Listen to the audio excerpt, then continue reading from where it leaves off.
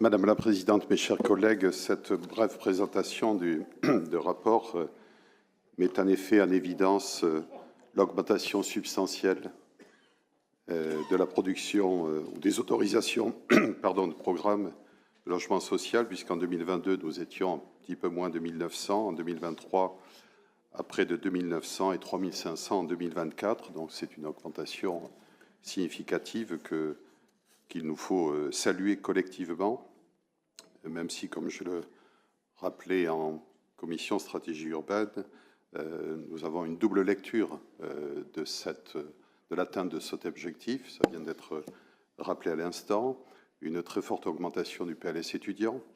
Et là aussi, nous sommes passés de 400 en 2023 à 2186 en 2024.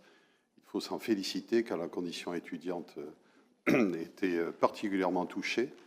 Et donc, nos villes universitaires y participent largement. Et il faut saluer cet effort qui a été fait, qu'il faut poursuivre, notamment pour les étudiants dont les familles ne sont pas en capacité de leur permettre d'accéder au logement privé.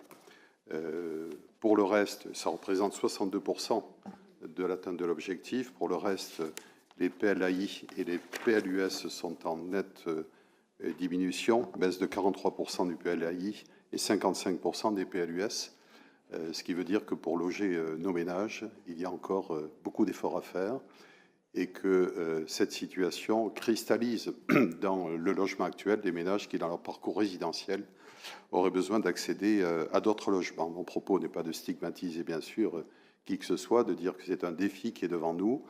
Nous connaissons les facteurs qui freinent la production de logements, qu'il s'agisse du foncier, de la durée de sortie des opérations, de la soutenabilité de certaines opérations aussi, compte tenu des contentieux qui peuvent être conduits. Donc il y a encore un effort important à faire.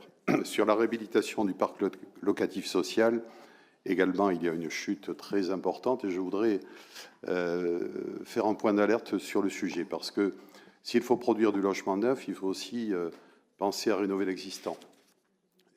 Les populations qui sont captives d'un logement, qui ne peuvent pas accéder à un autre logement, sont sensibles à l'amélioration. D'abord, les rénovations lourdes, notamment en matière d'isolation thermique, c'est salutaire pour tous, pour la facture des ménages et aussi pour la réduction des consommations. Mais également, on voit des vieilles résidences qui n'ont pas de balcon, qui n'ont pas d'ascenseur, donc il y a des rénovations lourdes à opérer. C'est très coûteux et les bailleurs ont besoin de vendre des logements anciens aux locataires qui peuvent les acheter, bien évidemment, pour pouvoir reconstituer leurs fonds propres de manière à pouvoir rénover du logement ancien. Et de ce point de vue-là, ils nous font passer le message que trop souvent dans nos communes, nous acceptons la vente de locatifs anciens en BRS plutôt qu'une vente simple, ce qui constitue une difficulté financière puisqu'ils estiment que lorsqu'ils vendent un logement, ça permet d'en rénover 3. Par contre, lorsque nous le faisons avec une exigence de BRS, ils ne peuvent rénover que 2 logements.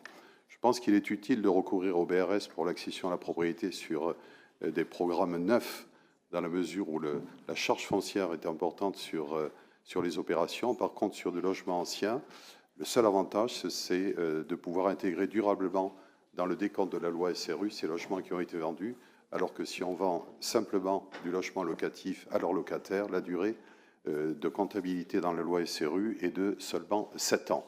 Mais on sait que c'est un rythme qui se fait très, très lentement. Donc soyons sensibles aux conditions dans lesquelles nous acceptons la vente de logements, qui par ailleurs est un facteur de mixité important, surtout dans des opérations anciennes sur lesquelles il y avait 100% de locatif social. Voilà les quelques remarques que je voulais faire à la lecture de ce rapport. Merci. Merci.